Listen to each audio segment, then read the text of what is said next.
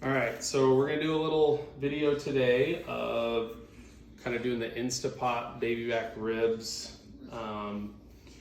It's pretty easy. So basically the only thing I've done is I took the ribs out of the package. They kind of go to the store and they come in that like long plastic package. You take them out. There's a thin film on the back of the ribs that I kind of get underneath and I peel it back. Other than that, there's not a lot to do to them. I have a rub that I like to use, but I've used like 2 or 3 different rubs for these. So I had things to do today, so I kind of put the rub on there. I wrapped it and just like kind of let it marinate. I've also done it where I literally just put the onto it, and then I get started with the Instapot process. Okay, so what we're gonna do is basically over here in the Instapot, if you see inside there's a little rack that comes with them. So I put that in there like that. Apple cider vinegar, about 1/2 cup in there like that. And then 1 cup of water. So I'm gonna add the cup of water. No, it's okay, just keep it on there. Okay, 1 cup of water. This is gonna kind of create some of that steam and the moisture. And then there's a little liquid smoke kind of a thing, and I don't really even measure it out. I just dip some in there like that. It goes in the bottom, kind of at times can give them that smoky flavor. Okay, so we're gonna back out a little bit here. All right, like that, perfect. And then I'm gonna take the ribs, bring them over here. Okay, and then this is the part where you want to take the ribs and put them kind of on top of the rack like that, so that they're not down in the liquid at all. I actually, if you get the 8-quart Instapot, I can take another set that are like this and wrap them in that way. And I could do 2 racks of ribs just like that, okay? And then if you haven't used your Instapot, basically what you're gonna wanna do is just put the lid on. Okay, actually I'm gonna plug it in first. Okay, and then it goes on.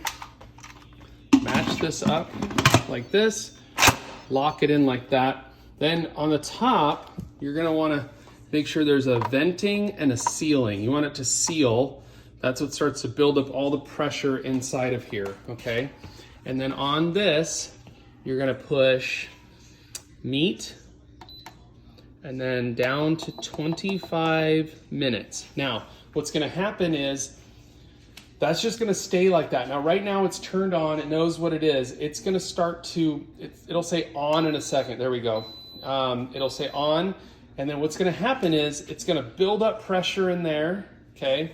And then once it gets to the pressure that it needs to do the meat thing, then the 25-minute counter will come on, and then it's going to count down. And when it counts down to the 25 minutes, you're gonna wanna leave the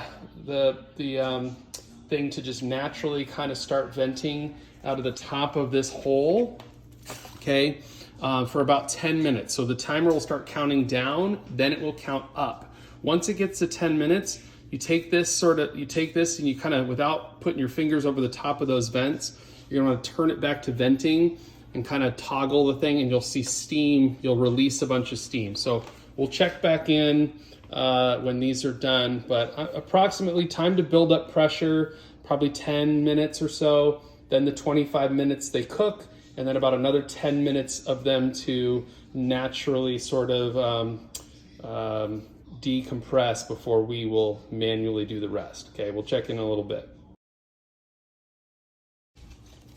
Okay, so the timer is counted down 25 minutes, and then it has now gone up to 12. 10 is fine, but the big important thing is to release the steam on it. So you're gonna get onto the steam valve there. So you're gonna turn this and kind of hold that to release it.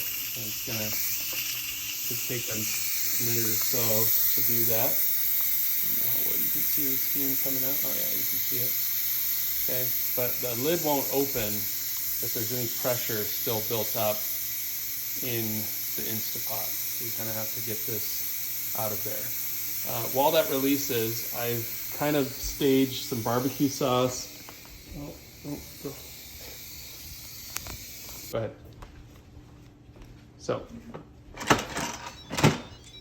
open that up and then take a look inside there. Now,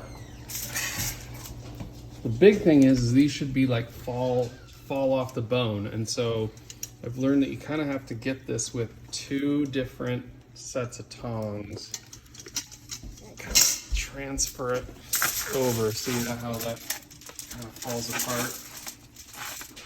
Okay, so the next thing is it kind of has this big, doesn't look necessarily like the ribs that you might see. So the last part here is to kind of generously give some barbecue sauce and then spread it kind of out on here.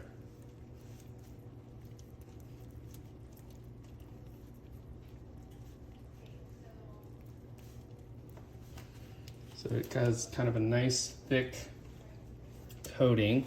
While I do this, I was going to talk about how I moved the rack in my oven kind of towards the top, and I've